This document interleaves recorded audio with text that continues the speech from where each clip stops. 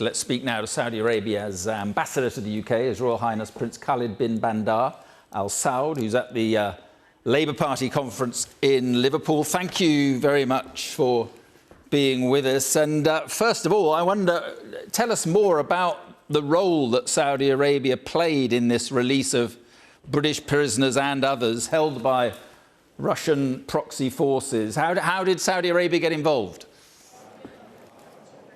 Well, thank you for having me, Mark.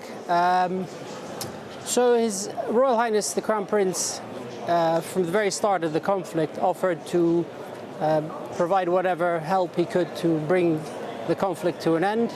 In March last year, he spoke to both Presidents Zelensky and Putin and offered, any measures that Saudi Arabia could provide. By April, he had started hearing that there was a complication in a prisoner swap deal that was being negotiated, and the sticking point was these 10 foreign fighters. He took it upon himself to get involved quietly, as we like to conduct our diplomacy, and used his offices to negotiate and discuss with President Putin on the release of the 10, and I'm very proud and happy to say he managed to convince the president, and they're all back with their families now, safe and sound. Right, so this was at President Putin's request, because a good friend of his is also released, and other Russians. Was it at President Putin's request?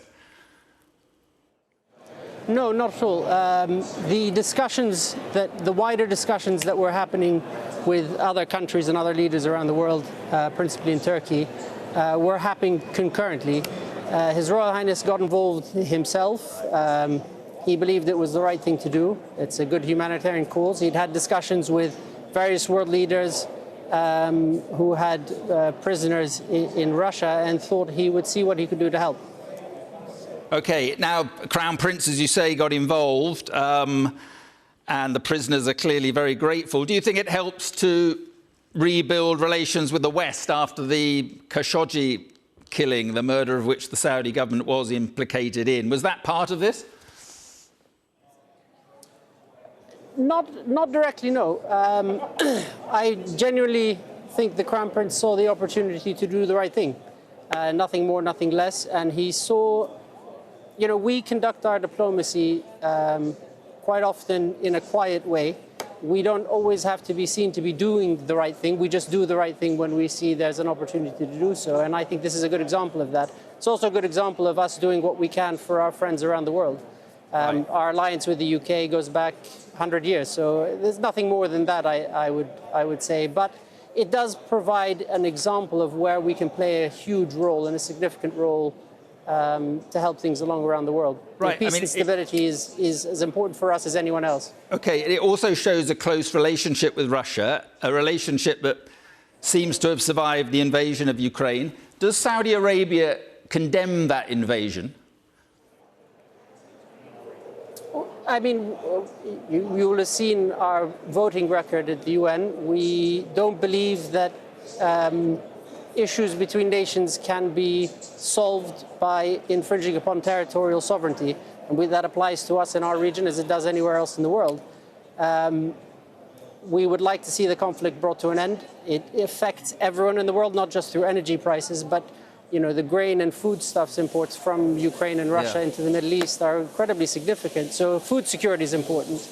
But it's also important, this is a very good example of the fact that we have the ability to talk to many people, I think shows and highlights the importance of Saudi Arabia. We can talk to the East and the South a way that many others can't. And I think that's not something to be scoffed at. And I think this shows how important of a player is Saudi Arabia is to the world order. But much of the world has turned its back on President Putin. He's considered a pariah. Saudi Arabia has increased investment in Russia. It's increased the oil you're buying from Russia. You're helping to prop up oil prices with Russia. Should you not be isolating this man who has, invaded an independent country in the way he has? I mean, look, the best answer to that is the fact that the 10 international prisoners are now free. Had we isolated Russia, we wouldn't have been able to achieve that aim. And so I think that the families of those that have been returned to them be very grateful that we did manage to bridge a gap. There's always a place for someone to bridge a gap, and that's what we're doing. We have a tremendous relationship with the West, as we do with the East, and it's practical on many fronts. But it's important to keep that dialogue going. That's how we believe we engage with the world, is to keep the dialogue going. We engage with people we don't like all the time. How concerned are you by what you're seeing in Iran, these protests by women who are fed up with the way that they're being treated when it comes to dress and so forth? Does it worry you, or will it encourage you to bring more change to Saudi Arabia? Well, there are two elements to that question. I think we are watching what's happening in Iran with great concern. Iran is obviously a major player in our region, and further instability in Iran is not good for anyone. I think that they need to have a good look at the policies that they have and what it's doing to their people. If you look at Saudi Arabia, as part of the second part of your question, not just the last 5 years, the last 10, 15, 20, 100 years, you've seen a positive development trend in the way Saudi Arabia has developed. And I think it's an example to many of how you can improve things. And I think not just Iran, but many people can learn from that, that change and that positive development. And I think they need it there, but Ambassador, as you can see with the protests. But Ambassador, women's rights in your country are still heavily curtailed. A male relative is still required to give permission for a woman to get married, to start certain sorts of businesses. There's still restrictions on a women's dress code in several areas of Saudi Arabia. Look, one can pick a snapshot of the development of a country and use that as the defining period of time. But if you look at where we've gone, where we've come from, and the change that's happened in particularly the last 5 years, it's dramatic. 45% of enterprises, new enterprises in Saudi, are run by women. 37% of our labor force is now women, and that's gone up 300% in 4 years.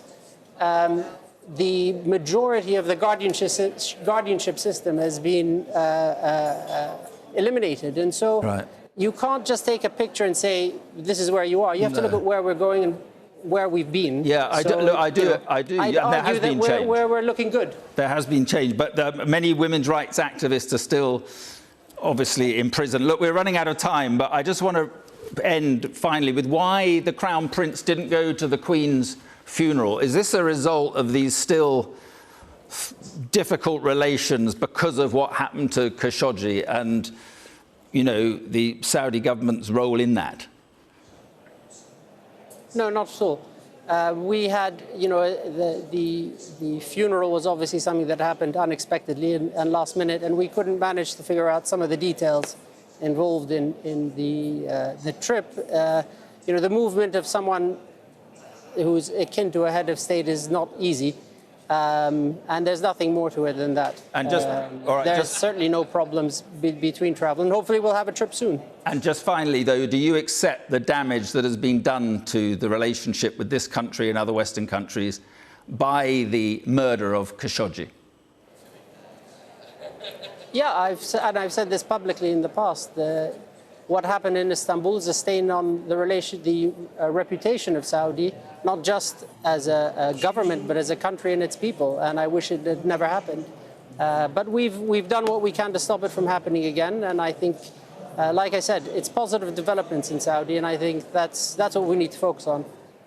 All right, Ambassador, listen, I appreciate your time. Thanks for coming on the programme. Thank you for having me.